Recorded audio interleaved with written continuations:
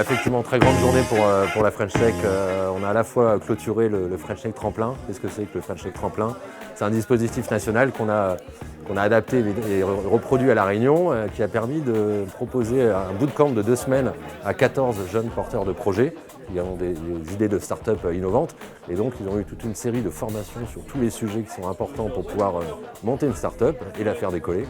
Ce que je retiens, c'est qu'il y a des choses qui sont indispensables pour un entrepreneur et pour un start-upper, et que l'organisation French Tech a pensé à mettre tout ça dans 2 semaines de préparation, et que c'est excellent.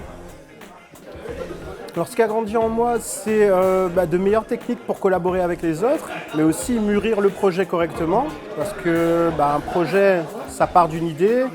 L'idée doit se transformer en proposition de valeur, on doit apprendre à communiquer avec son marché, et on doit apprendre à simplifier son offre pour que tout le monde puisse la comprendre.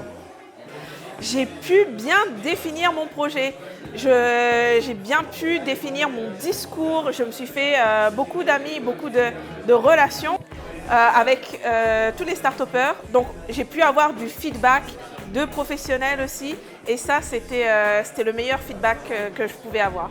Et du coup, on a profité de cette journée, puisque cet après-midi, ils s'entraînaient particulièrement sur le pitch, pour organiser la séquence de pitch du French Tech Rise. French Tech Rise, c'est quoi? Cette fois-ci, ça s'adresse à des startups qui sont beaucoup plus matures, déjà plus solides, qui ont des produits, qui sont commercialisés, qui réalisent du chiffre d'affaires.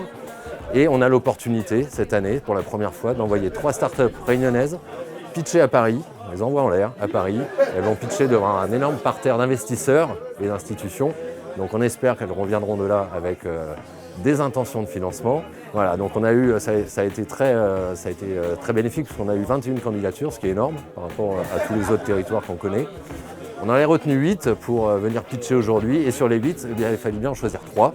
Donc ces 3 sociétés, ces 3 startups sont Humapro, Torscal et Datarox. Voilà, donc on leur souhaite le meilleur pour ce pitch parisien, et qu'ils reviennent d'ici avec des intentions de financement et boostés. Vraiment. Alors, en ce moment, ça bouge beaucoup. On est en train de structurer l'association, on a des nouvelles ressources qui sont arrivées, de nouvelles forces vives. Donc ça nous permet évidemment de mener beaucoup plus de projets. Donc on envisage l'avenir, notamment l'année 2022, avec beaucoup d'ambition et une volonté vraiment de faire rayonner la tech et de fédérer le maximum de monde. On travaille de plus en plus avec les partenaires locaux, toutes les institutions, associations qui sont déjà en place. Et c'est vraiment notre volonté sur 2022 d'accélérer encore cela pour apporter le maximum de services à nos startups pour leur permettre de décoller.